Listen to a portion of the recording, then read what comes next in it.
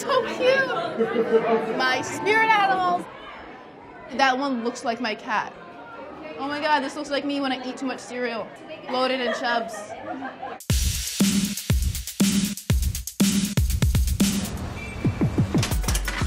Hi, Vogue. My name is Meghan Roche. Today you're coming along with me to the Brandon Maxwell show. But first we gotta eat and run a few errands. Let's go. I'm from Pennsylvania, born and raised. This is my family and I. It's little me. I was called the devil growing up because I always had a stank face.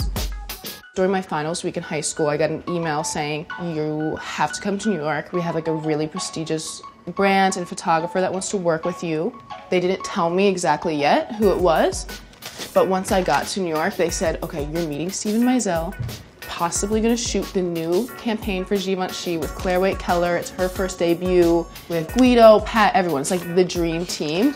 And in my head, I didn't really realize how important that was.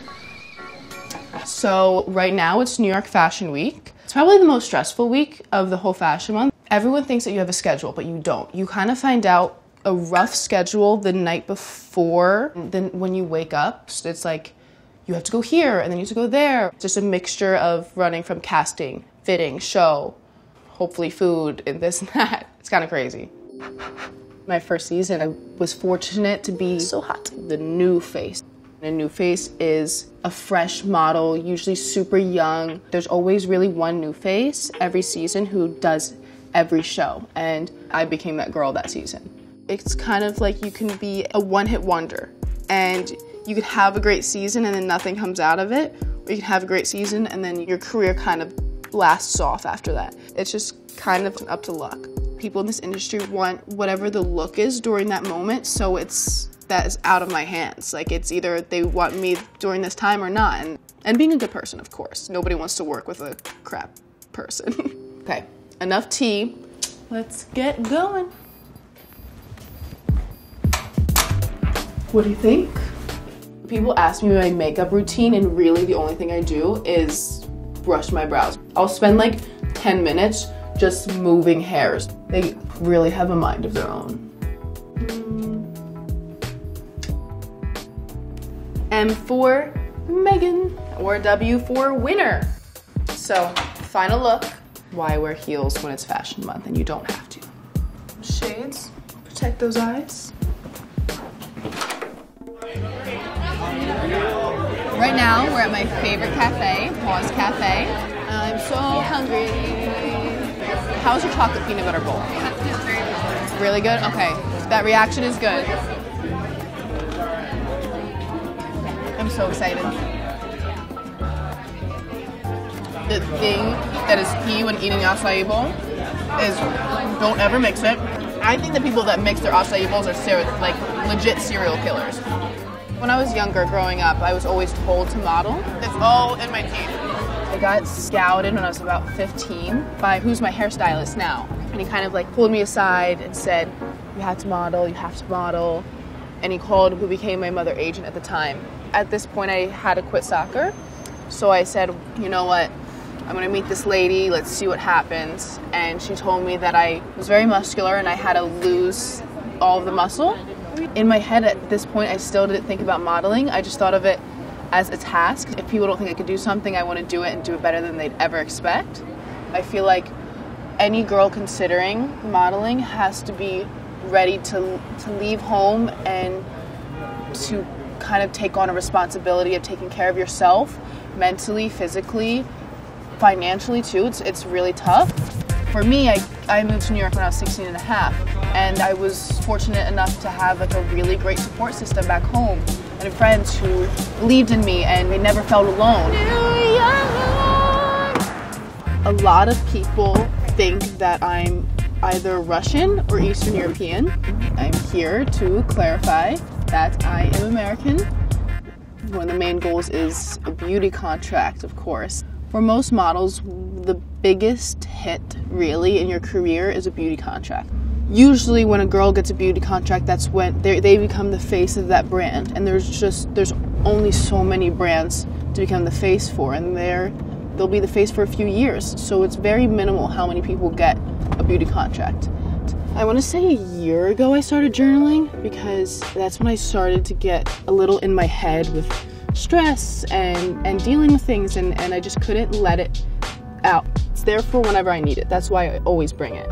So I have two. I have my blue one is for just my daily routine schedule, things I want to get done. Land at 12 p.m., arrive home, order food, clean up, unpack, workout, question mark, shower, question, no, I'm just kidding, I definitely showered. And then I have my personal journal. This baby is like sacred to me, and I end up like drawing in it. We're here. We're at the Museum of Natural History, so this will be a really cool venue. I'm excited to see it. Kitty! Look at the eyes, I can't. How are you? Good. Checking in for Meghan Roche. Should be under IMG. Thank you so much. I just saw your beautiful video this morning. You look like a princess. Thank you. I'm honored. I'm gonna go try to find Shake Shack. I was thinking the same.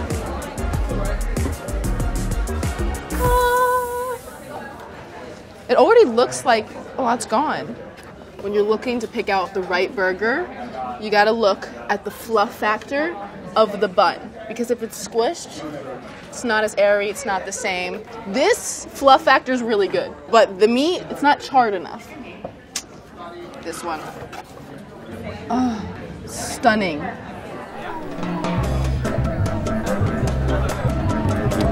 Tom. I always bring my own lash curler because my lashes are really difficult and only certain ones work. They're as annoying as my eyebrows. Let's curl these difficult boys. You want them more? Talking smack, Tom? Are we about to throw down? You want to take us outside, Tom? Oh, I see. And also in the inside. These bad boys. They're so stubborn. Some hairs just stay down. All right, I still see one that's down. She's coming back. I believe you're gonna curl yourself. I believe you better effing curl those, get those lashes up right now. I feel it's gonna be good.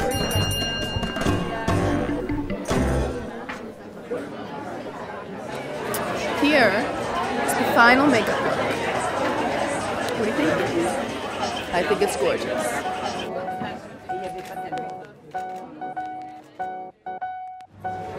Okay, so I found dressing, and you're allowed to come on in. So, for every fashion show, there's always a big board of every single look. So it's like an organized way to see the lineup. Here, Mayowa, my girl, is opening the show.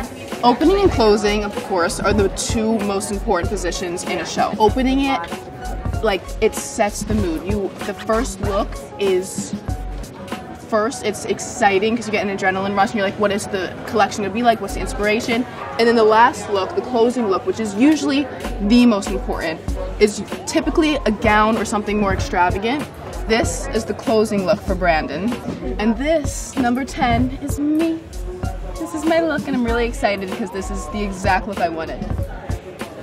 I was like, where is she? How's it going? I'm good. How are you? Good. I want to be amazing. sick, but I'm good. Well, here we are, an hour before the show. This is the most crucial hour. This is where everyone starts to get a little antsy.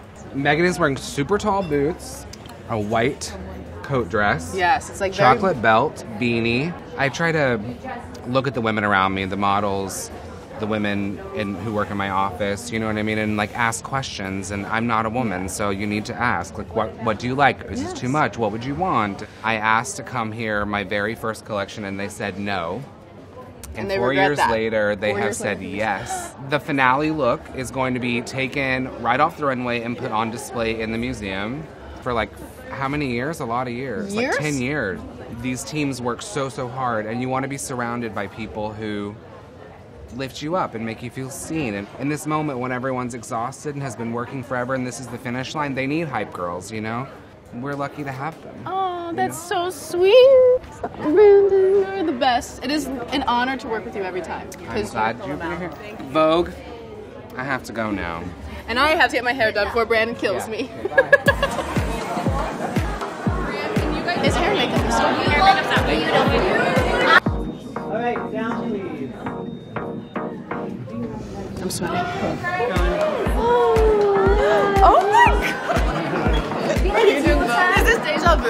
I feel like they're cheating on me. You feel second best. Yeah. We loving that. It's crunch time. Look how many people are around me right now. So after a few seasons, there's some things that I've learned with my runway walk. So this is the moment where we're about to go out. I take a moment to breathe, close my eyes, and then I open them, and then I'm focused. First tip, confidence. The entire crowd can feel your energy. It shows in your walk. Now this is the most important part. Cameramen are right there. Second tip, breathe. You look like a mannequin if you don't breathe. Third tip is body language. Gotta make sure you pop a little hip, pop a little shoulder, make sure your arms are behind your back, and please make sure that you move your body. All models need to be finished and getting dressed in the next 2 minutes. 2 minutes, everyone.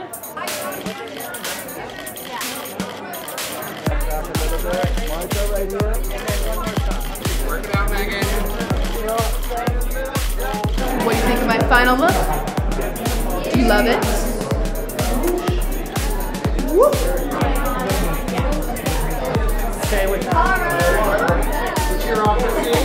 Pray for me. These shoes are high.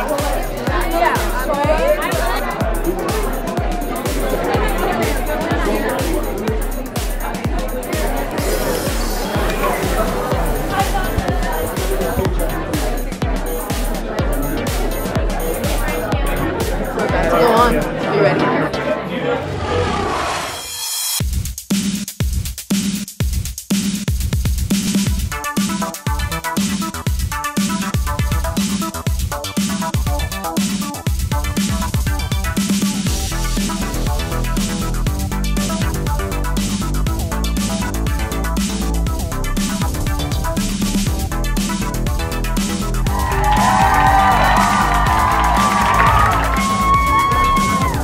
Vogue, that's a wrap. Thank you for coming along with me on my day. It was so much fun, and I hope you enjoyed. Brandon is just the most incredible man, designer, everything. It's like he gets so nervous for these shows because he's so humble and just So passionate. so passionate. And then you look at the collections, and every time he just outdoes himself. He tells a story. He tells a story, darling.